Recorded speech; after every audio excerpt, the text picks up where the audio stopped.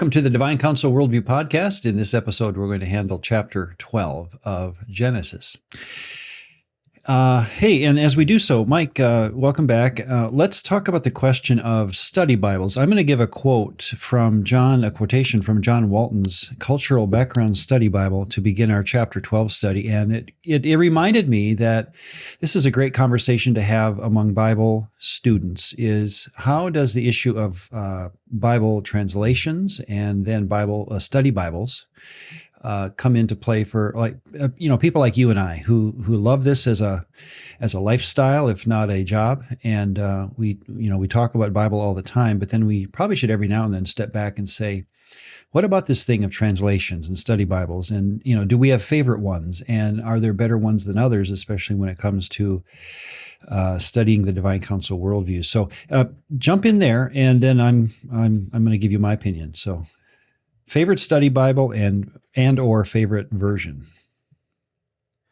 Well, I'll just start off. So when I became a Christian, I was a teenager at the time, and the translation that I grew up and then slowly memorized verses originally from was the NIV 1984 version. Okay. And I have to specify the year because that still has a very special place in my heart, because that was just the heart translation that I grew up with.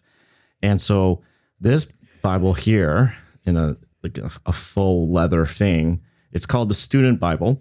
And the reason that I loved this version of a study Bible in the NIV was because as a 15-year-old, 16-year-old brand new Christian, it had articles, essentially like little study notes and articles that I would just be reading constantly. Even if I had gone through the passages before, I would reread these articles because I'm trying to glean and learn. And so this was the first time for me of really understanding that there's something going on in the background. There's a history to the story that I'm reading.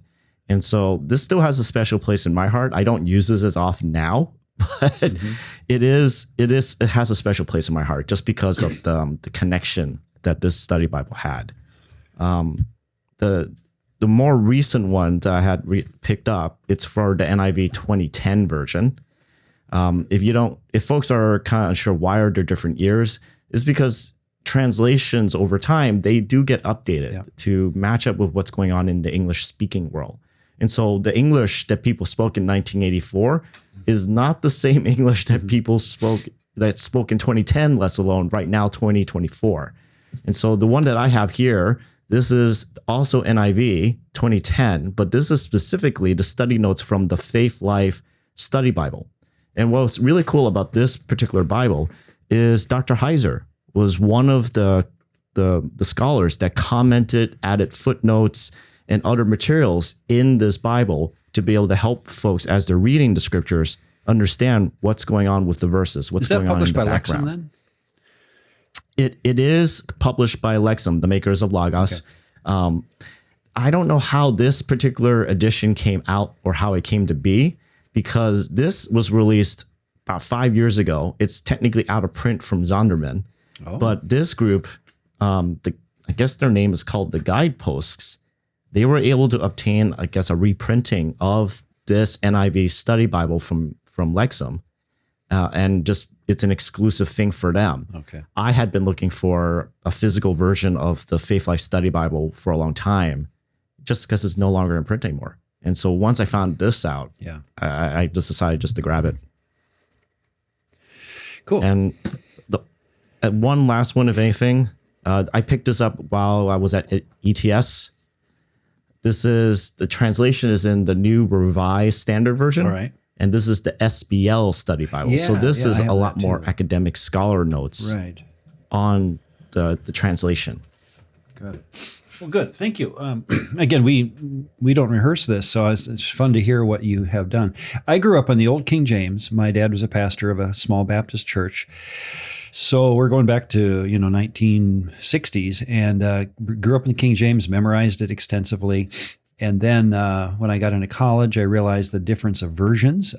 Then started reading a 4-column Bible, NIV, King James, RSV, compared them. Then, of course, learning Greek and Hebrew in seminary, realizing that behind the text, running behind the text like an operating system on a computer, is the Greek and Hebrew. And so I learned how, I'd say I was 20 years old before I realized, you know what, it doesn't matter what version I'm reading, translation I'm reading, I have to think in terms of Greek and Hebrew. I just have to do that to be fair to the text. So then I could listen to sermons and Bible studies and realize when you go around the circle and you're reading different versions, people can get confused unless they all realize we're not reading the original. We're all reading translations. And so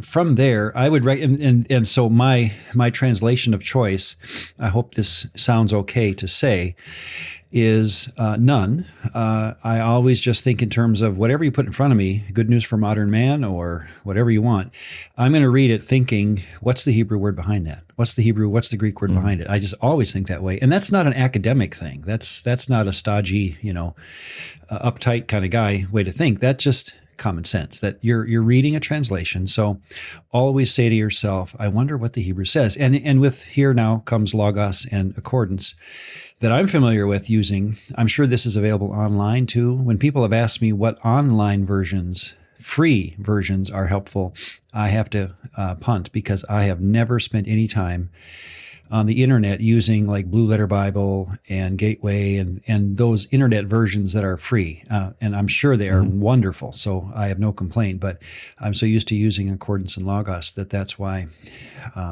that's just where I go. Now, today I'd like to start our study in Genesis 12 with a quotation from, and the reason I even bring up study Bibles, I'm going to be quoting from a study Bible called the Cultural Backgrounds Study Bible, and New King James happens. And again, translations are the stock versions that study Bibles use. So you can have a study Bible that uses different versions depending on the publisher. This happens to be Zondervan New King James, but all the study notes thus are about cultural background issues, which I find helpful. And I'm going to be quoting from that in a second, just so you know. My order of preference for study Bibles, by the way, for what it's worth, is you start with, or you put at the front of the line, closest to my reach, on my shelf, are what I would call non-confessional study Bibles. Non-confessional would be an example like, I have an archaeology study Bible put out by Crossway. There's an archaeological study Bible that's put out by Zondervan. Again, what they're doing is they're gathering together scholars that Zondervan feels comfortable with that will take a text like a King James, New King James, doesn't matter, but they'll make comments that have to do with, depending on the purpose of the study Bible, archaeological notes and essays and thoughts. So that's those Bibles. And I find those so helpful. Again, a worldview, a divine counsel worldview. Remember, number one is always thinking in terms of what the original text meant to the original reader. And that's why these cultural and archaeological study Bibles are so helpful. And plus, they're not creedal. They're not looking at the text through a Reformed versus Wesleyan versus Orthodox, denominational slant. Holy Land Illustrated Study Bible just came out by Holman. Now, this brings into play, and I think it should be admitted, that when you look at the publisher of a study Bible, that may influence who they choose to be editors. So Holman is Southern Baptist.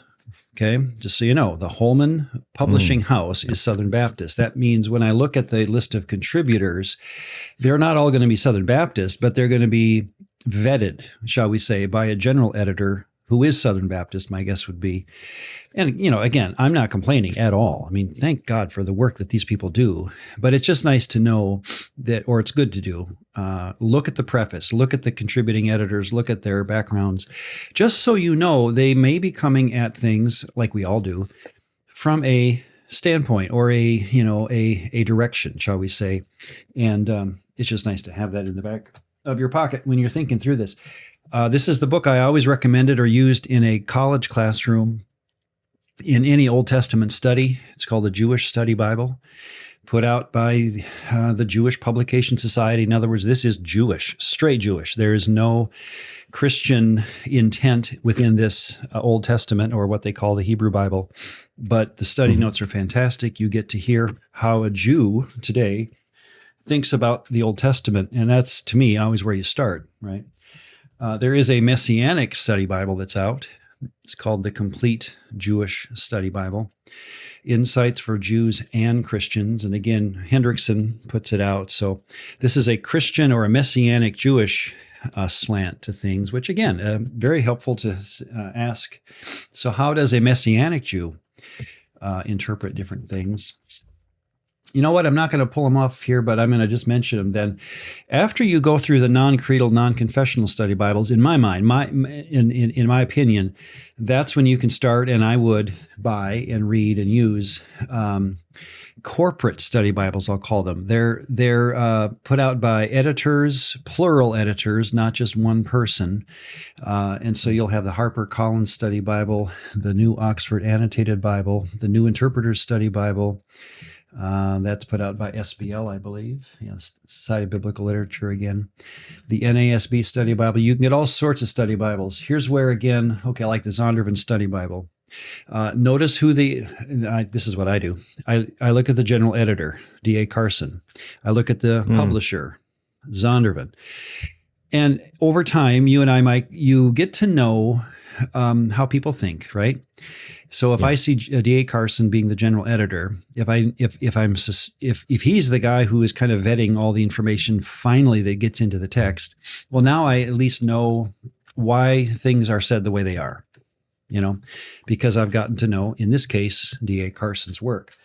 You got the ESV Study Bible put out by Crossway. Crossway is a very by definition, I would say Crossway has been known to really play the Reformed side of things generally. I mean, if you sit at a Crossway table of books, we do this every year at SBL and ETS, they really pump out the Reformed, classically Reformed versions of things, which again, thank goodness for a publisher that does that. But now when I pick up the ESV Study Bible and I notice who the publisher is, I'm going to be aware that may be the version, or that may be the direction that they're going to take you. Then you got the HSA, the Holman Christian Standard Study Bible. Again, that's Baptist and so forth. All right, let's get into Genesis 12. Oh, I was going to say one more thing. Individual study Bibles are on my shelf, but I use them the least of any, and that would be, and I don't even want to name names, but it would be the blank study Bible, and you fill in the name of a famous preacher. Okay. The problem there, well, no, that's the wrong word. The intent, of course, is this guy's famous for good reason. He's a good person. He's done his work. He's got a huge ministry. And people have hounded him probably for years. Dr. So-and-so, why don't you put out a study Bible? And so he does. But what happens, and we all know this, is he uses ghostwriters. There's no way for one person to write a study Bible. You just don't have time. So they use associates and assistant pastors and such. But the problem, you can see this coming. Do I want to know what so-and-so believes about the Bible? Yeah. Would it be at the top of my list to know what one person believes about the Bible? No, probably at the bottom. So that's why I like edited works that are the work of numerous people, and I'm always thinking in terms of not just what's most popular, but what is going through a editorial process, right? Of not just one person, but an editorial staff, and then even a general editor. So that's kind of a wandering introduction to the concept of study Bibles. But what I would do, again, just to bring it back home, is read every Bible you have, buy every Bible you can, and you have time for. My dad passed away when he was 50, and he was a pastor of a small Baptist church. I often wonder what he'd think about things today, where the church is today, and especially where his son, is on different things. We would have wonderful conversations. He was a gentle, godly giant of a soul. I mean, I would, what I wouldn't give to talk to him today. It's been 37 years ago when he died. And the legacy, though, he left me, Mike, is he read a Bible a year, always a different version. And so when I inherited his library, he died by accident. There they were, 30 different Bibles marked up. I couldn't read his writing. He was known for having extremely sloppy writing, so I couldn't read one of them. No. And in my foolishness, as I was moving around the country going to school, I had to get rid of them. I just didn't have room to move them. But that was the legacy he left me, was a man who just loved to read his Bible. And thank God for my dad. I would tell him to his face if I saw him today, of course. And one time I came downstairs early. I was probably in high school, and the lights were off. It was early.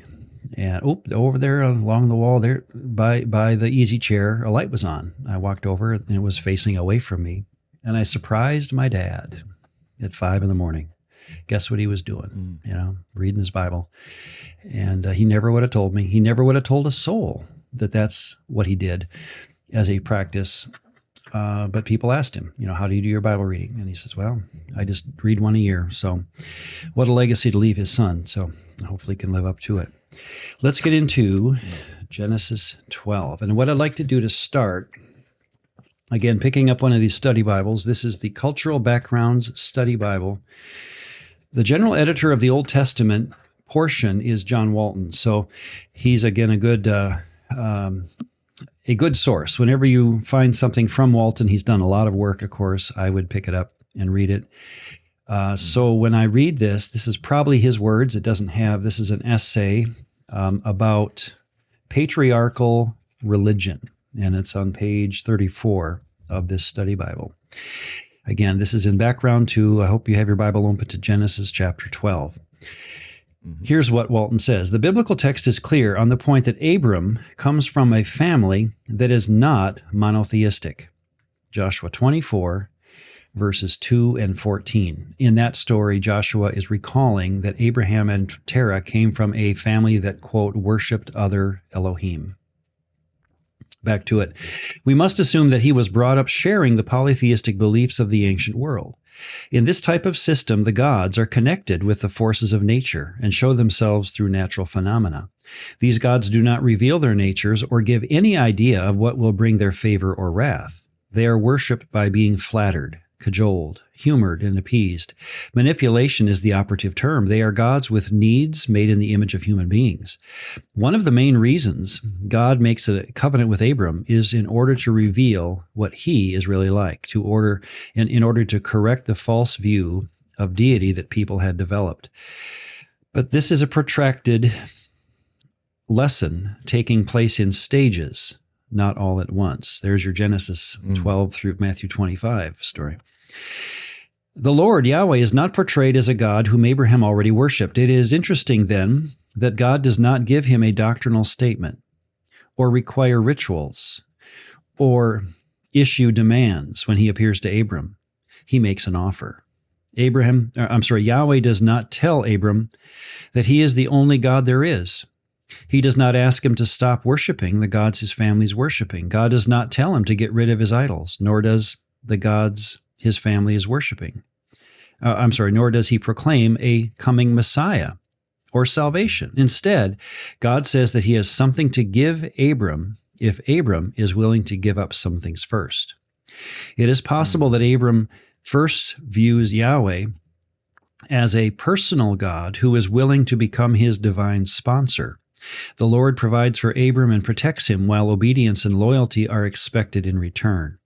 One major difference, however, is that our clearest picture of the personal God in Mesopotamia comes from the many laments that are offered as individuals seek favors from the deity or complain about his negligence of them.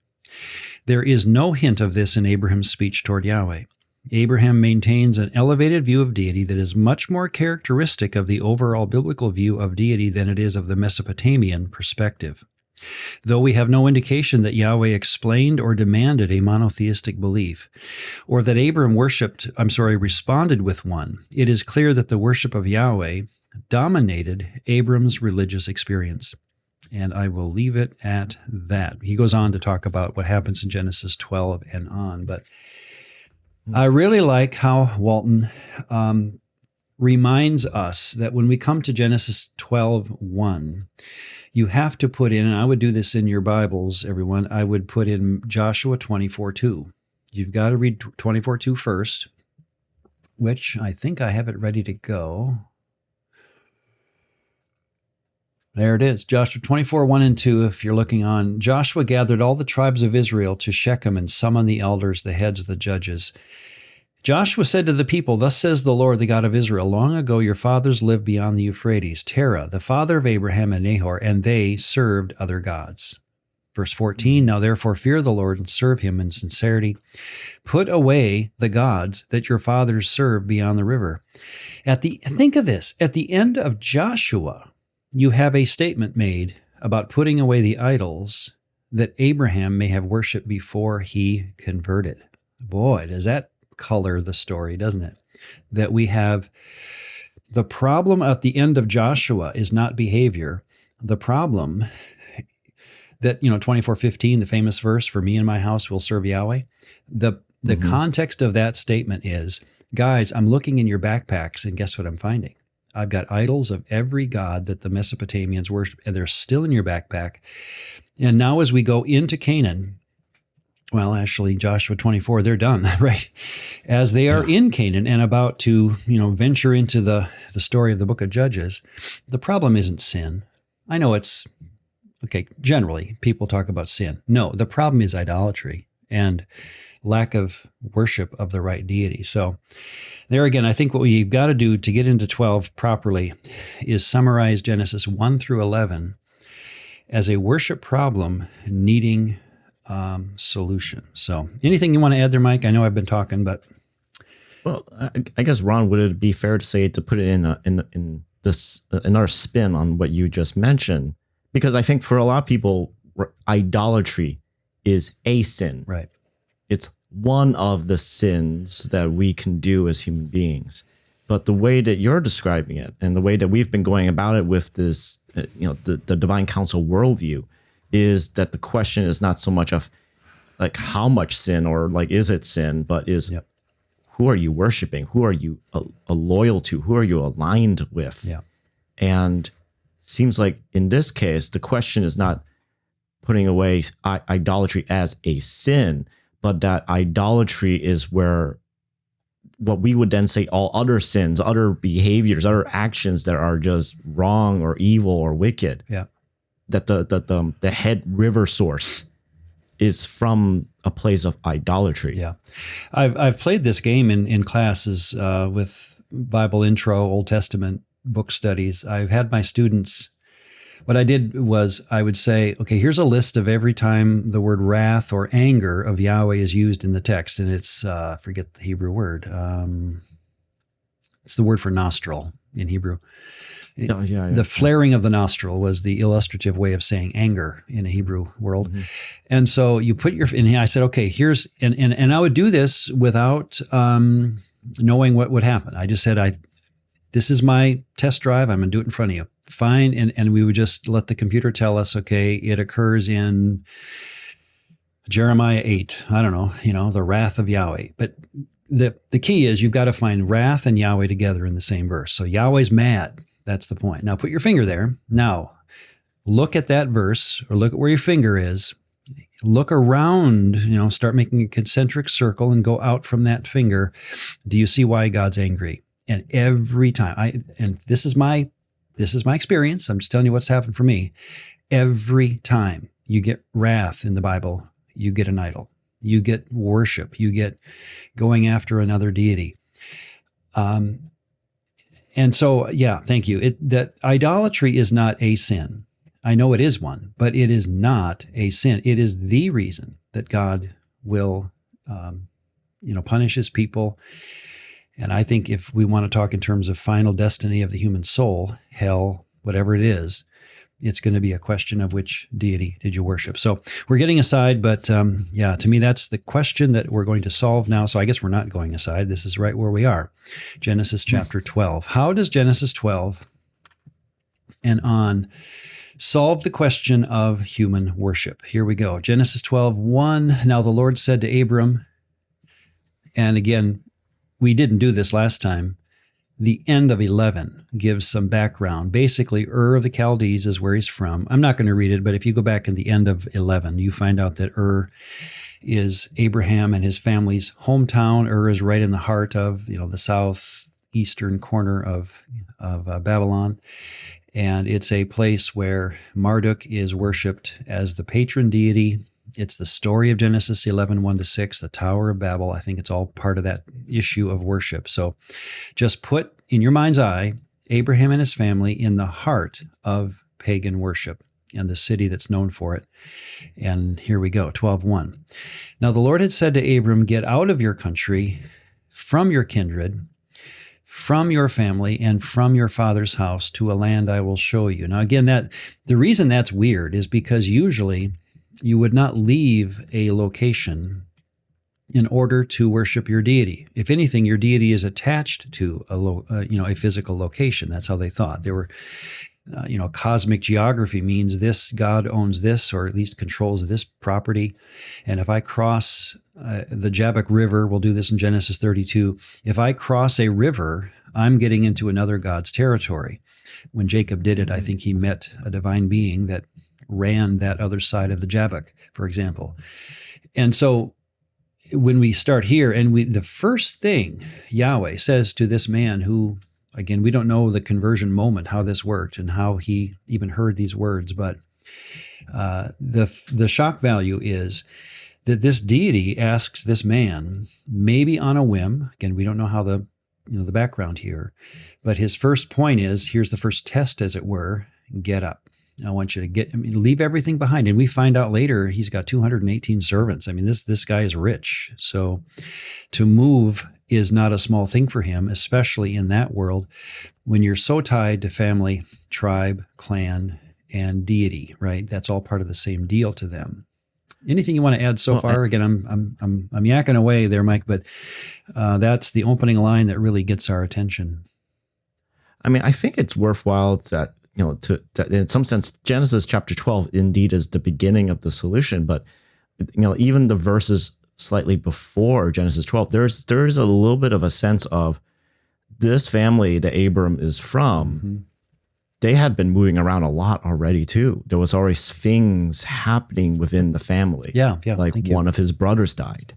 To some reason, his father was heading out as well. Yep. But then got distracted in the midst of all this family dynamic and drama and events happening that they ended up in Ur. Yeah, and instead. They're moving to Haran. That's at the end of 11. They go up to now, if this is chronologically meant to play out, piece by piece, by the time you come to the end of 11, they have moved from Ur up to Haran, which is, if you follow the Levant or the Fertile Crescent, it's going out of Babylon up and left on a map, or northwest, up to Haran, which is where, by the way, Jacob's going to go up and get his wife later. So maybe there was some kind of family connection to Haran. We're not sure. That's way north of Israel still.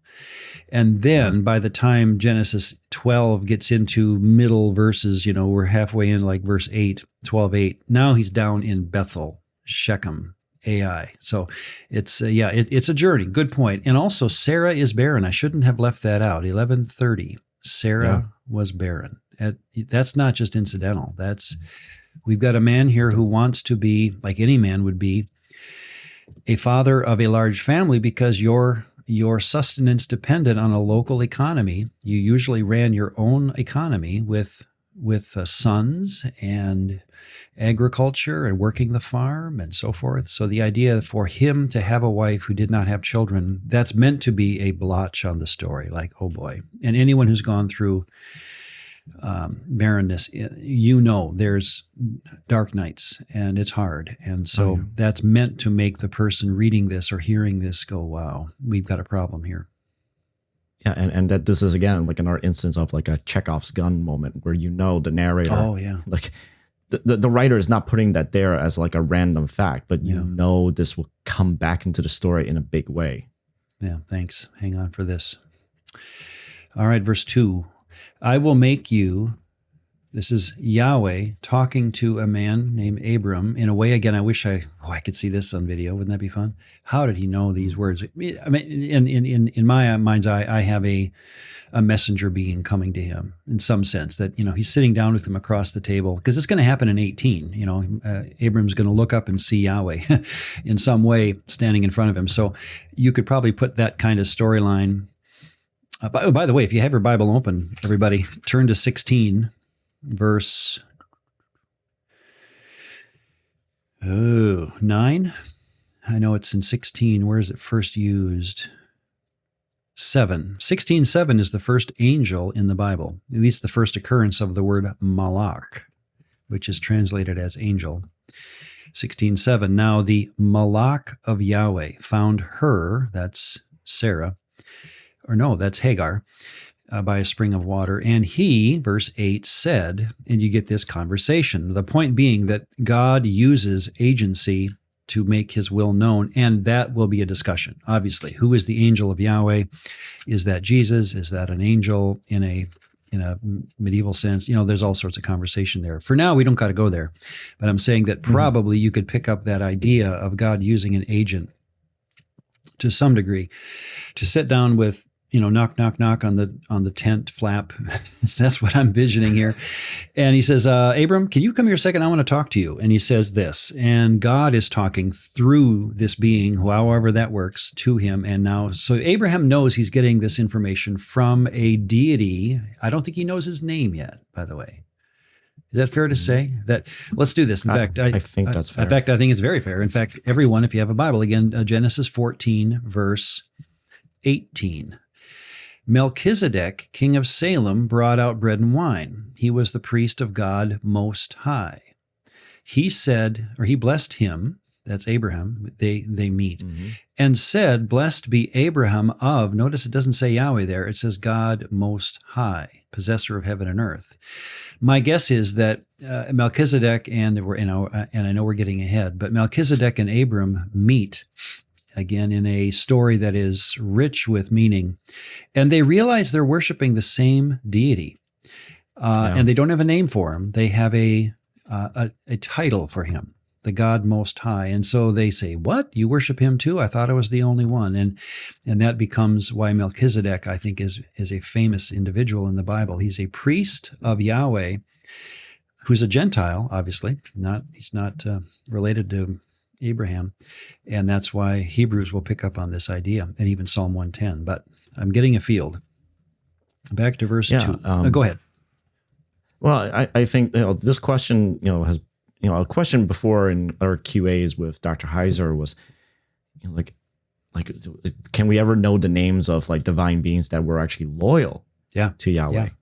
And and Melchizedek would be one of those examples. And I remember how Mike responded in that. In the end, if a divine being was loyal to Yahweh, we would never know its name. Probably not, because if it's loyal, like I'm going to make sure you know the name of Yahweh. Yeah, not my name. I don't want you to know my name. The best example of that, let's do that quickly, is Daniel chapter 4, where a very loyal divine being is whacking away at Nebuchadnezzar, and he says, "This is 4:17 of Daniel. This decision is, against you, Nebuchadnezzar, is by the decree of the watchers. The sentence by the word of the holy ones." Notice they don't put any name there. They say instead, in order that the living may know that the Most High rules in the kingdom of men. So I love your point that when you hear a loyal divine being talk for Yahweh, probably, unless it's Gabriel and Michael, they're, and I think the only reason they give their names is they're asked, who is this? But the desire of the divine being is, I work for Yahweh, that I am not to be worshiped. And so I'm going to, I'm mentioning him and putting him first. So I appreciate your point that the reason we don't know these names. I had a good Mormon friend, by the way, and the deity that's on top of the Mormon tabernacle in Salt Lake City is not Jesus. I forget, is it? Moroni. Yeah, there you go. Fascinating idea. And my good friend, the Mormon, we would compare notes over coffee once a month. We'd get together as pastors. I was a pastor of a church, and he was a head of a Mormon stake here in Minnesota. And we got to be friends, and we'd have assignments for each other each month. I'd have him reading the Bible, of course. He had me reading the Book of Mormon. But one time I asked him, I said, how come the being that's on top of the Salt Lake City temple is not Jesus, but Moroni? And I forget his answer, but he really was brought to a moment of, well, I don't know, but see, the reason we got together, Mike, and I would love you've been a fly on the wall. We both realized that the gods were real. I mean, we both talked about this enough that, and we got to know each other, that I said, my own denomination doesn't believe that the gods are real, and you do. Let's get together and see what's going on here, because we wanted to read the Bible with that in mind. I didn't become Mormon. Don't worry. He didn't become. He didn't get converted either. Unfortunately, he had to move to another city. But the story was two guys reading their Bibles saying, hey, if the gods are real, here's how the Bible would read, which led to, why do you have Moroni on top of your own, temple? But again, we're getting a feel. It just shows that that's the way to read the Bible, though. Go ahead. And I think what you did with your Mormon friend, like that's in many ways, like in another, I had a conversation where I mentioned that I think because we're living in a post-Christian world does not mean that we're living in a post-spiritual or post-religious world. We are living in a time where I think a lot of people are going to be investigating, well, who were the gods or the religion of faith that my ancestors and my family had worshiped? Because I want to probably check that out. I want to take right of my heritage. And the irony is, we as Christians, like the divine counsel worldview is helpful because it actually will prepare us to have these kind of conversations of, well, I think Jesus is the best. And I know you think this other deity is best. Let's talk. Let's chat. Like that would be in that kind of framework. Can I tell you a quick story? And again, I'll keep it to 2 minutes. But oh man, you're touching a nerve. So I'm working at a job after I leave the pastorate. Again, I threw my resume to the wind, and I caught on with a technical writing job for a major medical company. So I'm sitting in our office, and I get an email from my boss telling our group, hey, we have a fellow worker coming in from India tonight on the plane, and she's going to be doing some training with us, but can anyone take her home and have dinner with her? She needs, we want to show some American hospitality. Well, I raised my hand, and so here she is coming home in my car to my wife and having supper. Well, guess what my thought was? I had ulterior motives here. I mean, God may take you out of professional ministry, but you're never far from people's soul and spirit questions, And so and this was my prayer, God, help me be able to talk about what it's like to live in India when it comes to gods, because I know they're real to them, but I'm a Westerner. I don't know this. So by the time and I'll just summarize it, we have, the trip home, we have supper together, and I take her back. Here's the story. It's fascinating. She said, yeah, we have an idol in our home in India, and every morning we feed it. And I stopped her and said, what do you mean you feed it? Well, you put food in front of it. Really? Yeah. Mm-hmm. I mean, this was common sense to her. And it's a little idol in the nook by the kitchen, and you put food in front of it, and then you go to work, come home, thank the God for your day at work, take the food off because it didn't need it, and put food back for supper. You feed it again. And again, us Westerners are going, what are you doing? And to her, again, she is in a medical company that I was working for, rather high, intelligent as intelligent could be. That's the point. She was a genius at what she did. And yet she was putting food in front of an idol. Because gods to her, this God specifically, was more concrete, more real than everything she had in her house. I couldn't believe how clear that story was coming out of a fellow worker. I never would have known this if I had stayed a pastor. I never would have met her, but now I do. And it's because God put me in a place where I could meet real people with real spiritual needs like that. So I know we're pressed with time, but I would say, like for myself, with the story you mentioned, it touched a nerve in that, I'm coming from a similar cultural background as well.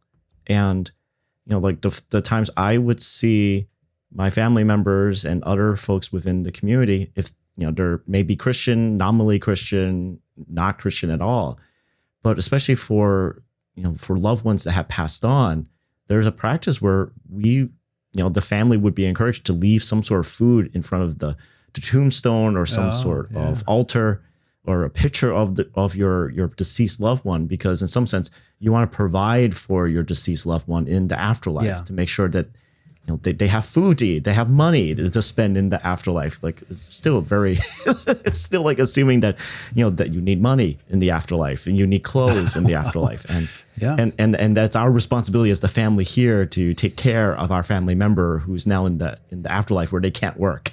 It's so fascinating. It's there. Like I come from that kind of background, and just seeing that in just regular, in Chinese communities in Chinatown, you see that kind of thing. And to them, it's just like, I'm being a good family member. I'm being a good son or being a good grandchild to take care of my loved one. Wow.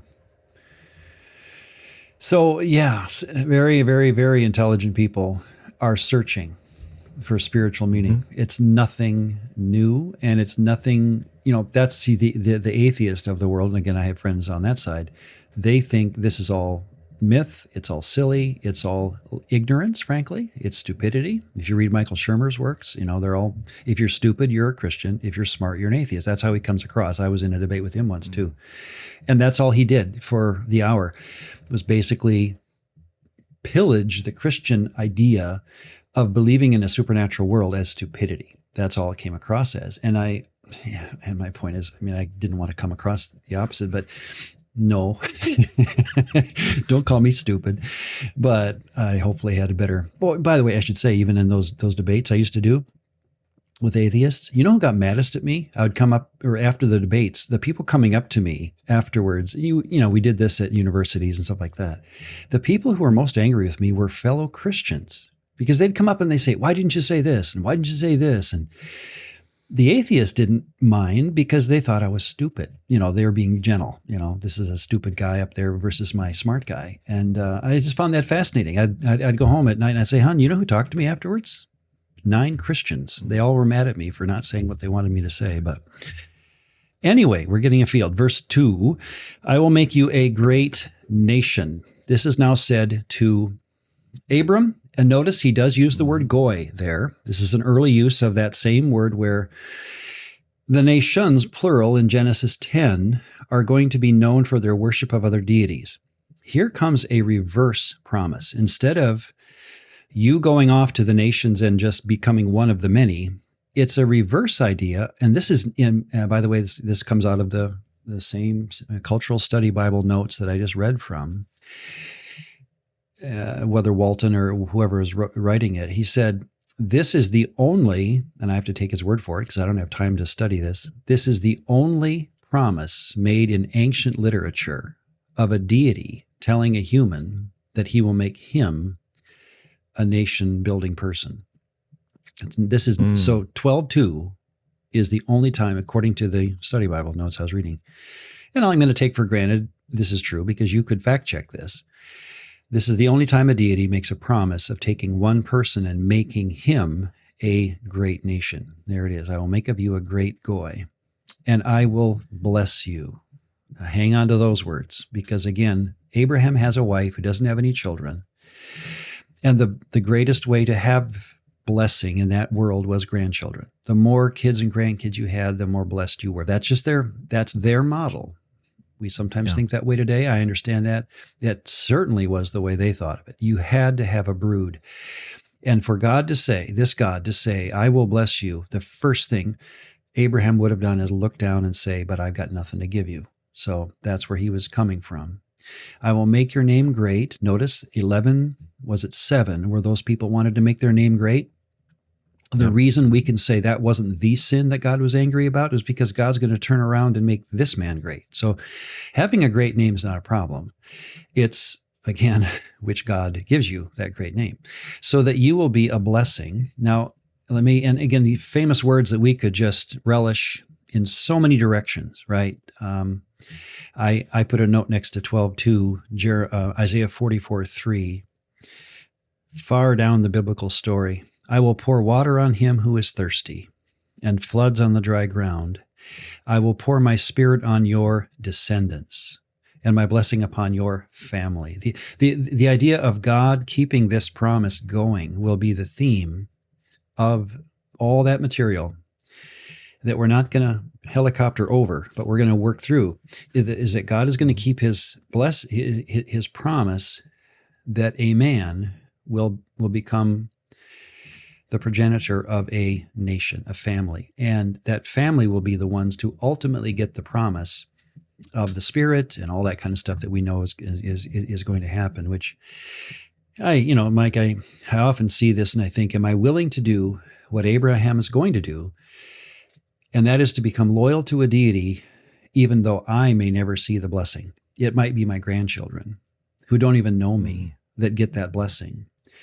That's going to be one of the themes of the Old Testament stories, is that when I choose to worship Yahweh, I may not be the guy who sees the result. I may have to hand that off to my ancestors, but to them that was okay.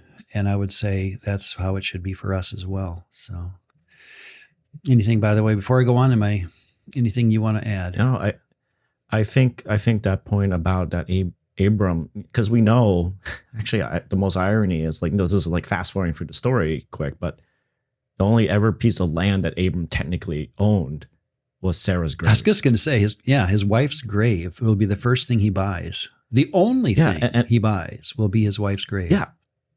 And it's for his wife. It's not for himself. Wow. And so it's, I think in some sense it's very different from our modern culture where we want everything now and we don't know how to play the long game. Oh boy, that's a good point. We just had to put our car in the shop yesterday. An older car, 300,000 miles on it. we drive them until they die, right? And he said, "I'll give you a loaner because I've got the weekend. I have to be without a car." I said, "Will it cost me money?" He says, "No, we'll give you one." Well, guess what he gave me? A Mercedes, a brand new Mercedes. So out in my front lawn right now is a brand new Mercedes. I've never driven one of these before, in the sense, what buttons do you push? And I come driving in yesterday and my neighbor looks at me like, "What did he do?" And my wife and I are basically, as we went driving around last night, we both admitted, interesting point that you're making and I'm applying. Do we want to get used to this? Do we want to get used to this kind of car that does that, that treats you this way? I mean, it's really, what it would be like. And we both looked at each other and smiled and said, no. And C.S. Lewis said this, it's not the toys you have, it's the toys that get your heart. That's the problem, right? Go ahead and have toys. Everyone has them, but you just don't want to let those things grab your heart. So help, pray for me, Mike, this weekend that the Mercedes doesn't grab our heart and make us, nothing wrong with a Mercedes, but when you are using it to find happiness, I can think that would be a problem. Anyway, back to it. I'm immune to it because I'm a Mazda guy. Oh, okay. Yeah. My daughter married a Mazda family, so they all have Mazdas. Yeah. I hear you. It's the zoom, I tell you. Okay. I'll take your word for it. I use the putt route, but I will make you a great nation. I will bless you, make your name great. Again, I think Abraham is responding with what me, right? And you will be a blessing. Now, these words to me, again, 12:3 is often missed. And I would like to recommend that as we, in fact, even have to close down our podcast here for time, I think what we can do, here's what I'm going to do, is I'm going to explain how verse 3 needs to be spread across the biblical story, including the gospel. Mm-hmm. Okay. And then notice all I'm going to do with chapter 12 to finish out our time is to say, how did Abraham respond? Just how did he obey? How did he, just quickly show what he does to say yes to Yahweh as his deity. So 12:3, I will bless those who bless you. Basically meaning your blessing, which I'm choosing to give to you based upon, by the way, I will do this as we keep reading through Genesis. It's based upon Abraham's willingness to become loyal first. This is a presumed, like at a wedding, when I give my vows to my wife, I'm presuming I'm going to hear vows back. And this is all this is here. In other words, God isn't grabbing Abraham unwillingly, saying, "Hey, I know you hate me, but I'm going to save you and I'm going to bless you." Sometimes it's taught that way, that this is an unconditional blessing. I would recommend, based on 26 and 22 and even 18, that there's chapters and moments in the story where Abraham does something, and the text will even say, "Because of this, you are blessed." So my recommendation in 12:3 is that it's a presumptive, willing desire for Abraham to convert to the worship of Yahweh that's running behind verse 3. I will bless, but notice what happens. I'll bless those who bless you. In other words, this is going to turn into a story where people who walk up to you and say, "I want what you have," i.e., "I want the God you have," are going to be blessed by that decision too. Your decision to follow me will have a ripple effect in how other people worship me, and other people convert from the gods they're worshiping. I think it's on that kind of a supernatural level that we're dealing, not with, money and cars and boats and stuff like that. We're talking about the blessing of this covenant, of this desire to worship the right deity, when other people respond as you will. And I'm hearing Romans 4 in my head. When they worship the right God, watch what happens to them as well. Okay. But look at the other side of this, and this is often missed. "And him who dishonors you, I will curse." And really, I think the Hebrew there is just, "I will curse him who curses you." No, it's actually two different Hebrew words. Those who dishonor, kalal, I will arar. Okay, so they are different Hebrew words, but maybe I don't think we have to worry about that. I think what he's saying is, just as it says there, you're going to have people blessed because they worship me. You know what's the alternative? Again, if you can win the game, you can lose the game. A person who walks up to you in the future and curses me, the God you worship, through whatever, and that's the basis of this blessing, it's a divine one. If a person curses me, they will be cursed. They will lose their game, shall we say. And let's just leave it there for, the result. But this is what Deuteronomy 28 and 29 is all about, right? When the people gather after, or Moses is about to die and they're about to go in the promised land, they gather on Mount Ebal and Gerizim, and they have this back and forth. The point is that Israel was warned, if you worship the wrong deity, you will be cursed. And I think, in fact, I owe it to the listener to show that. I think we, again, should not presume that people know this. But when you go to Deuteronomy 28, verse 63, maybe the most amazing verse, at least to this point in the Bible, to me, is Deuteronomy 28:63. "It shall be that just as Yahweh rejoiced over you to do good and multiply you, so the Lord will rejoice over you to destroy you and bring you to nothing." Wow. "And you shall be plucked from off the land which you go to possess." But watch what the next verse says. Then it tells you the context of that kind of statement. "Then the Lord will scatter you among all peoples from one end of the earth to the other, and there you shall worship other gods." See, it's a God worship issue that God is going to curse people over. All right. So again, I'll invite your response to this, Mike, and then we can close it up with just seeing what Abram does. Let me give you my opinion on what this curse is. The curse is from where Abraham sat at this point, and anyone reading the Bible at this point in the story is saying to himself, okay, so God is all about blessing those who worship Yahweh, like Abraham, the prototypical convert. He's also about cursing those who don't worship him. That's right there in 12:3. I will curse him. Well, in the story, as we move forward, we're going to have a lot of people, Sodom and Gomorrah. We're going to have Ishmael. We're going to have an Esau. We're going to have stories of people who I think from the text we can tell don't worship Yahweh. And guess where their lives go? They're going to be, in some sense, cursed. When you get to, and I'm fast forwarding, but here's where I want to go to. When you get to Galatians chapter 3, Paul is in the midst of, he's starting out his ministry. Galatians is an early book of Paul. writing back to a group of people he just had met on his first missionary journey. And he talks about what he calls, quote, the curse of the law. I'd like to recommend that that's what this curse is talking about. Think of it. Paul is talking to Gentiles in Galatia who are battling out, do we worship Jesus as the Jewish Messiah or not? And if we do worship him, what about Torah? Aren't we, because Jesus is Jewish, he's the Jewish Messiah, it only makes sense that if we worship Jesus, we're also going to follow Torah. It's all part of a family, right?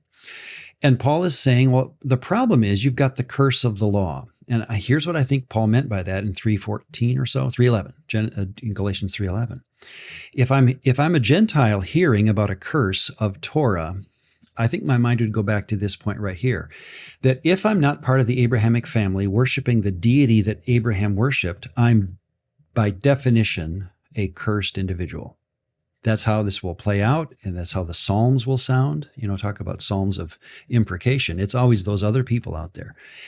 So I think what Paul is saying is you've got a problem that if you follow the law as Gentile believers in Galatia, the problem you're going to come across is that from the very beginning of the story, if not the second verse of the story, right? Galatians or Genesis 12:3, you've got a curse to overcome.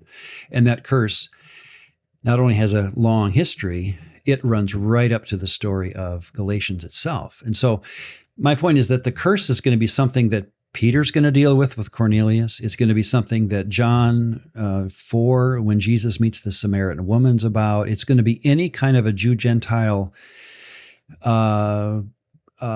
tension that's going to be part of much of the New Testament, especially the story of Paul, that tension of Gentile-Jewish relationships isn't because of just circumcision and Sabbath and Torah observance in general. It's because of Genesis 12:3, that this is a cursed people, those other people out there, and Abraham is going to be the one to announce it to the world. If you don't worship the right deity, and if you don't join my family, this is a family thing again, you are going to go down. So anyway, that's enough of my talking again. What do you...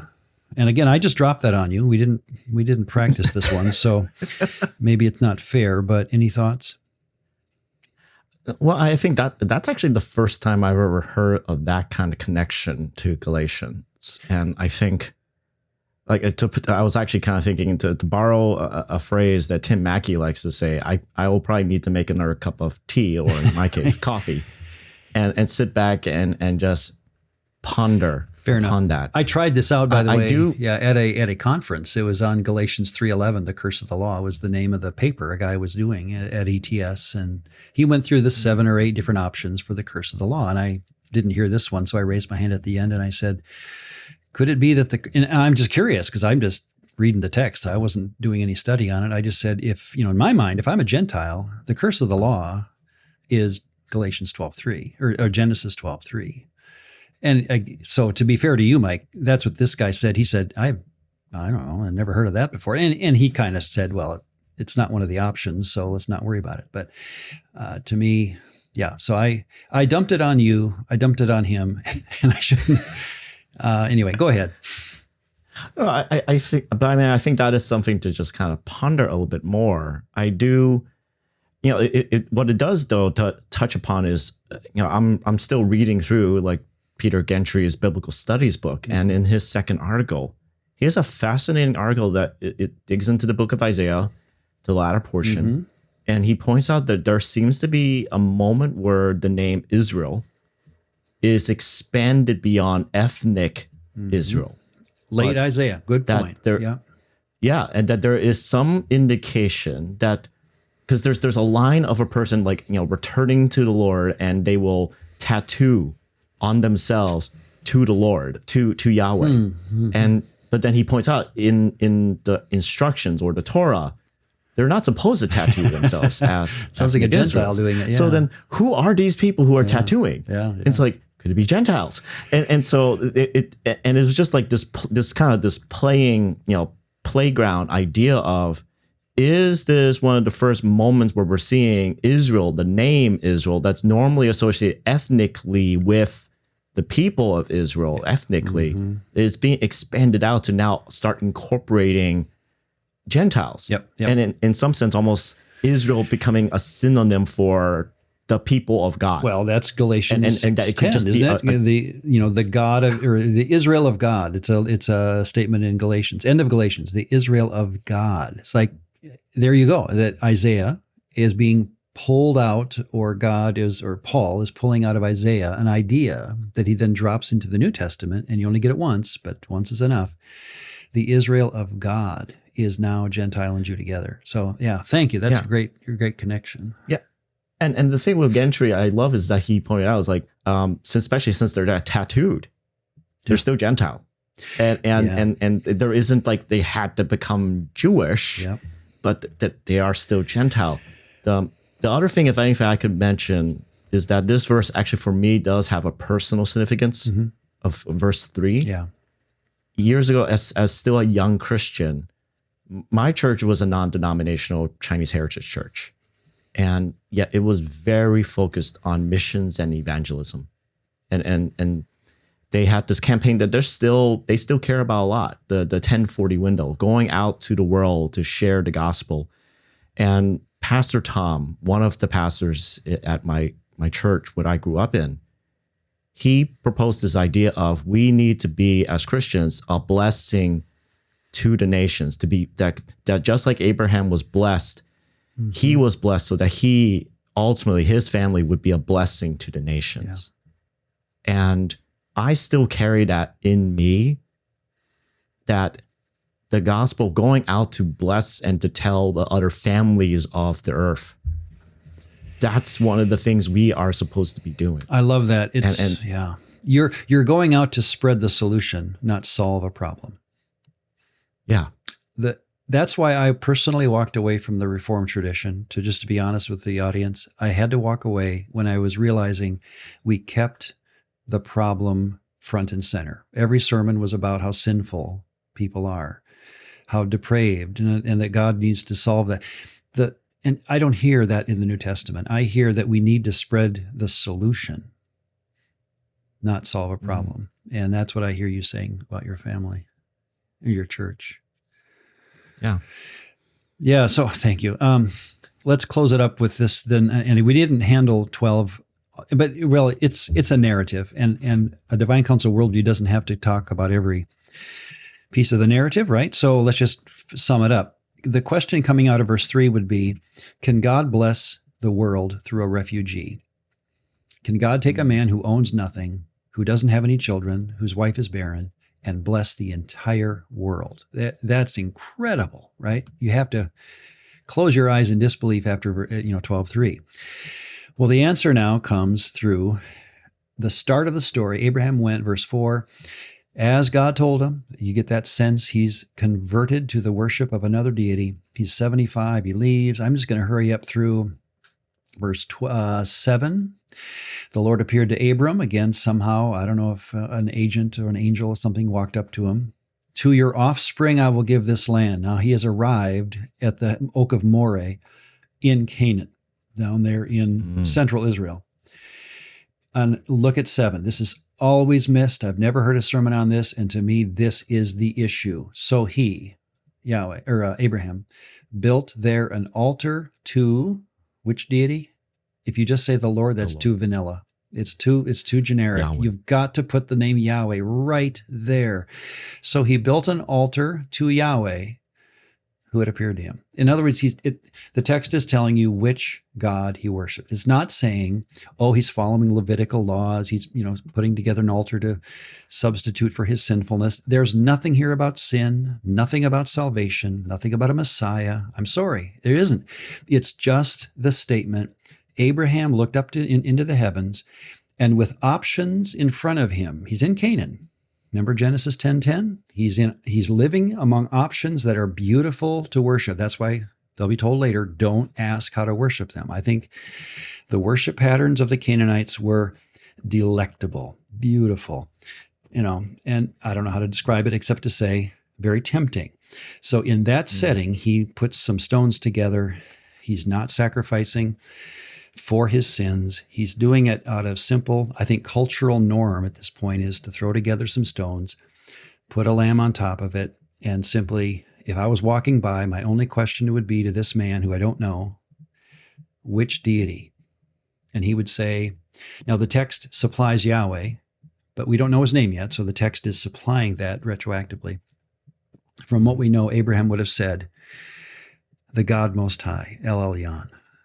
And they would have had a conversation as to which God that is. But that's it for me when it comes to the meaning of this text. Notice even verse 8. It does it again. There he built an altar to Yahweh, called upon the name of Yahweh. There's that Romans 10, 9, and 10 coming back to us centuries later when Paul will say, you know how to get saved? You call upon the name of Yahweh. You get the right deity. Hang on to him. Live for him, become loyal to the right deity.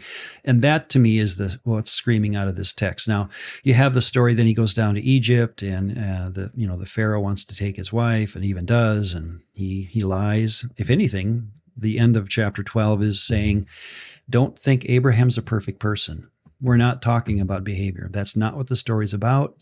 Yes, God does not like sin. I understand that, but that's not the question in front of the bar right now. The bar is, which deity is Abraham going to stay loyal to, even when the Pharaoh of Egypt is tempted to take his wife? I think you still have that going on, and so that will be how that story ends. Well, that's enough for me. Anything else before we close it up? I'm just imagining, since because we talked about Melchizedek before, and first interaction that he and Abram had, and Abram was like, "You actually worship the same God," right? Yeah. It was just, and so like I can just imagine that like he probably feels very alone at this moment of like, am I crazy? Mm-hmm. Like, am I the only one? But like he's still stepping out of like, but I want to do this. Like this, mm-hmm. this God, this deity, I want to pledge show some form of loyalty and allegiance. Yeah. And like, what a crazy thing to try. And yeah, I mean, this will definitely spark up conversation. Like which God, what's his name? Yeah, like, I don't know. What rituals do, well, and I'll just lay my cards on the table. If you asked Abraham, what rituals does this God require? Abraham, in my estimation, he would say none. I can show up at this rented piece of property with nothing, throw some stones together, and talk to him. To me, this is arguing against a God who can't wait to give Levitical laws to people. And I'm sorry, but I've usually heard the Levitical story as though God couldn't wait to give people these laws, because this is how you get to know God. He's perfect. He needs this, this, and this, and this. And that's why Jesus comes to be the perfect this, this, and this. And I just listen through that stuff and say, wait a second. If you go back to the original story of the original progenitor of what it means to be faithful and follow the video of what this guy is doing, he's got no ritual, no sacred space, nothing on his back. In fact, his wife doesn't have a baby yet. And you're telling me that Yahweh can be pleased with that? That's the point. I think that's exactly it. So, well, and I actually, what you just mentioned also, it harkened back to me that what we talked about in the last episode of the Tower of Babel, of how Yahweh came down mm-hmm. in some sense without being invoked or manipulated. He showed did up on his own. Mm-hmm. And what's hilarious a little bit, it's like the reason I was thinking about that, because Abram is moving and Yahweh just comes up to him. Yeah, he's still there. Again. And this is before Abram builds that first altar. Mm-hmm. Right? It's not even like he's not even trying to invoke or provoke or manipulate Yahweh to come to him. Mm-hmm. It's just all of a sudden like, hey, Abram, what's up? and Yahweh just shows up, and it's like, okay, I guess I don't have to really do anything to really have a relationship. He just wants to show up. Yeah, at times. Beautiful. Yeah. I think that's just amazing. Yeah. And I think we will see, I can't wait to keep moving here through Genesis. We will see this idea of a portal, an area, like Jacob will lay on a stone and have a vision of a ladder. Remember Jacob's ladder vision? Yeah. And that is so reminiscent of the Tower of Babel, where you got the steps right up to the heavens. And so God will have times to come up and go, gods, literally plural, are coming up and down this ladder. And that's the vision he's having. And I think there is this idea, and it'll be fun to look at, that there is in the earth today, or at least there was back then, and I think still today, this idea that God does like certain spots on earth to, shall we say, commune, and that there is historical evidence of locations that God will show up more than others. By the way, for me, Jerusalem, the city of Jerusalem, is a promised portal, and I'll be happy to take this on whenever we have the time to do it, where God will show up. There's something about Jerusalem that God loves, and that's why I love to take trips to Israel, because when you show up to Jerusalem the first time, there is a weird sense that God is here. And I know there's a lot of Muslims there and a lot of Christians there and a lot of, who else? Three religions are battling over Jerusalem. But the point is that there's something special about this plot of land, and it's just weird. But again, we're getting aside, and I think our time's up. But let's save it for next time. Let's just head off into the story of Abraham, Genesis 13 and on, again, with our worldview, Divine Council worldview ideal intact. We get to skip over some things just for time and move from story to story that have to. And again, we're not cherry picking. I hope we are never guilty of that. But we're looking at the text with the intent of saying, if there is a spiritual world of divine beings, some who are disloyal to Yahweh and are being worshipped by the nations, blah, blah, blah, then watch how the story progresses with that worldview in mind. So that's where we'll pick it up there in 13, and I think it'll be pretty fun from there. So I'm good if you are. Yeah, looking forward to chapter 13. All right. Thank you, everyone. Talk to you next time.